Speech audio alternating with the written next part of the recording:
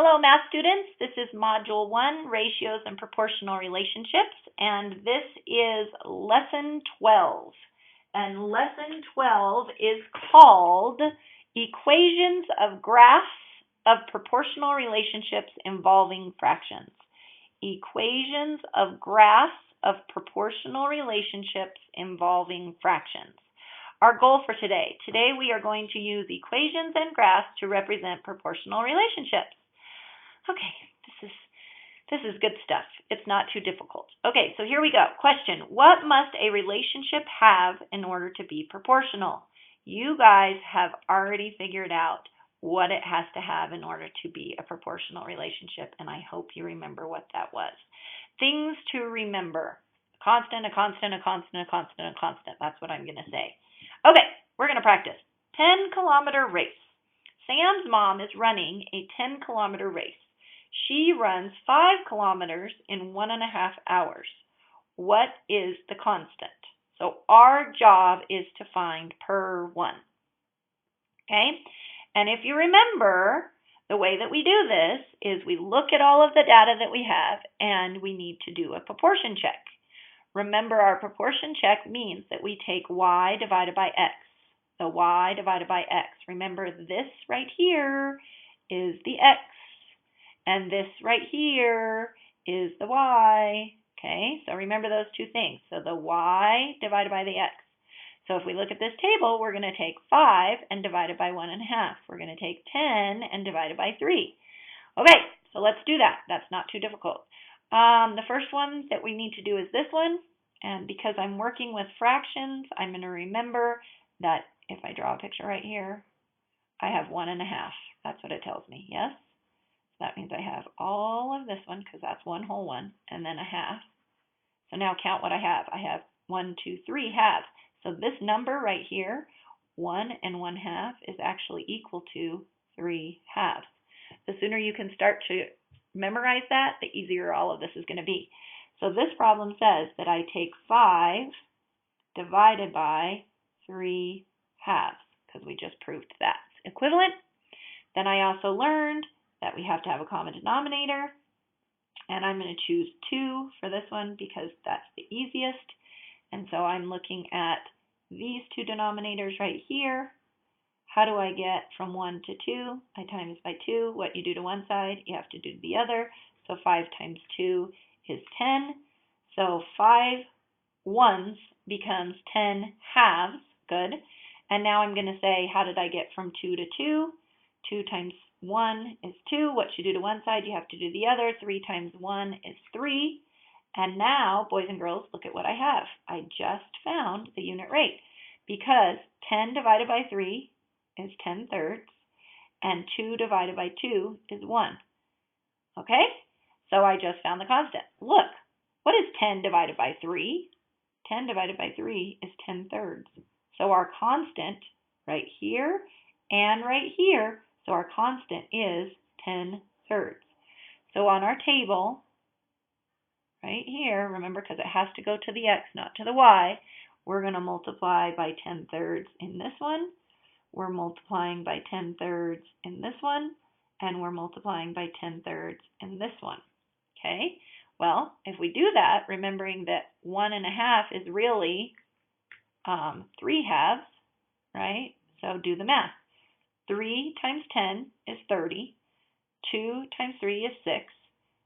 30 divided by 6 is 5. It worked. 3 times 10 is 30. 1 times 3 is 3. 30 divided by 3 is 10. It worked.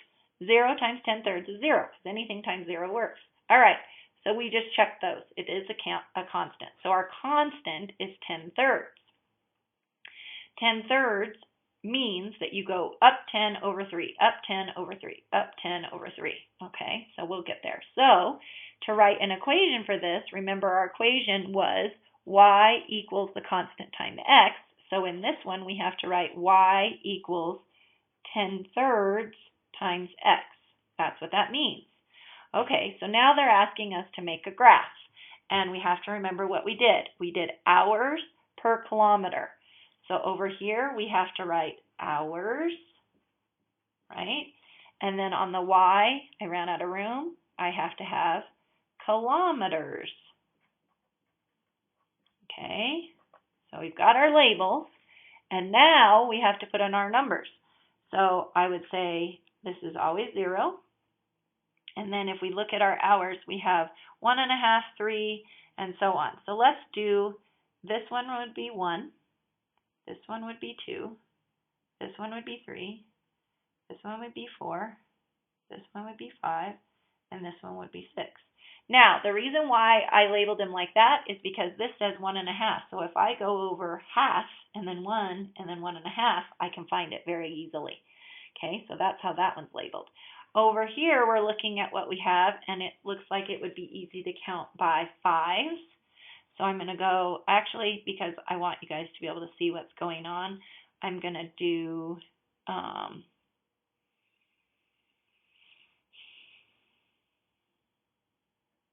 yeah, let's count by 5. So 0, 5, 10, 15, this is 20, 25 is here, 30, 35, I'm sorry that I ran into the graph, 40, 45, 50, 55, and 60. Okay, so that one is numbered also.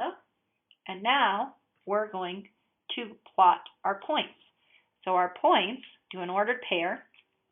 We have 1.5, comma, 5. That's the first one. We have 3, comma, 10. That's the second one. And we have 0, comma, 0. That's what we have on our table. So now let's graph them. So it says to the right 1.5. So here's to the right 1.5 and up 5. So here's my first dot. Then it says to the right 3 and up to 10. Okay, if the pattern was going to keep going, let's try it. So look, we went over 1.5 and up 5, over 1.5 and up 5, over 1.5 up 5, over 1.5 and up 5. That's pretty awesome. And then our last one was 0, 0. So there that is. And then we have to check and see if we can make a straight line. And I'm looking for something to use as a straight line. I'm sorry, I don't have my ID. But I do have a card, which we could use. So let's try that. And lo and behold, check it out, kiddos. We have made a straight line, okay? And does it follow the pattern? Okay. Over 1.5, up 5, over 1.5, up 5, over 1.5, up 5, over 1.5, and up 5. Okay. The other thing that it also says that we're doing is that you can go up 10 and over 3. So if we went up 10 and over 3. So remember, this is 1, 2, 3, and there it is, right there. So it worked up 10 and then over 3. 1, 2, 3. It worked again. So we found it. Okay? All right. So that just showed the Sam's Mom's running race. Okay? And it says for Mom that for every 3 hours she ran, she went 10 kilometers. For every 3 hours she ran, she went 10 kilometers. And that's how the graph works. It starts in the origin, it has a constant, and it is a straight line. So it has all 3 things that it must have in order to prove that it is a proportional relationship. Nice job. Okay, cooking with mushrooms. I'm going to let you do this one by yourself. Okay, so let's read through it together to make sure you've got it all. Cooking with mushrooms. Mushrooms cost $4 for a half pound. $4 for a half pound. How much does it cost to buy 20 pounds? So they've already made the table for you. They gave you an empty graph. They're making you do a proportion check, finding the constant, and then writing the equation. The only thing that I'm going to help you do to get started is let's get it on the table. So it says mushrooms cost $4 for a half pound. So on our table, you're going to say 1/2 of a pound is $4. So then how much would a pound be? How much would 2 pounds be? How much would be 3 pounds? 4 pounds, 5 pounds, and then let's go to 20 pounds so that you can get it on there. Okay? So that's not too bad because you know that a half a pound is 4. So if you have 1 whole, then you have 2 halves in there, so that would be 8. Do you see what I'm doing? Okay, and then in 2 pounds you have 4 halves, so it would be 16. Yeah? And then in 3 pounds, do you guys see what I'm doing? So a half a pound is 4. So look, this is kind of cool. Let's do it like this. You know that this is 1 whole right here. So a half gives you 4, right? A half gives you 4. So this half would also give you 4, right? And then if you had 2 of them, so here's 2 of them. Remember, 1 half gives you 4. This is a half, it gives you 4 too. And then 3 of them, so let's do 3, right? It's always 4, always 4. So now count what you have. So in 1 whole, you had 8. 4 and 4 is 8. In 2 wholes, you have 16. In 3 wholes, 4, 8, 12, 16, 20, 24. So this would be 24, right? And then in 4 wholes, right? Has to be 4, has to be 4. So count them 1, 2, 3, 4, 5, 6, 7, 8. So this would be 32, right? And then you had 5 wholes. This is 4, this is 4. Count them 1, 2, 3, 4, 5, 6, 7, 8, 9, 10. So that would be 40. I don't want to draw 20 holes, but I want you to figure out how you could do it. 2 ways of doing it. Look, you can go from 1 to 20 times 20. What's 8 times 20? You could figure it out that way. Or how do you get from 5 to 20 times 4? So you take this and times 4. So you're going to have to figure that one out by yourself. Then what you have to do is you have to do a proportional check. Remember, it's y. This is your y. This is your x. You're going to divide them. So on the first one, you're going to take 4 divided by 1/2. Well, that's the same thing as multiplying by 2. So you get 8. Right? Okay, let's try the next one. Y divided by x. So 8 divided by 1 is 8. 16 divided by 2 is still 8. Right? 24 divided by 3 is still 8. And you need to keep checking.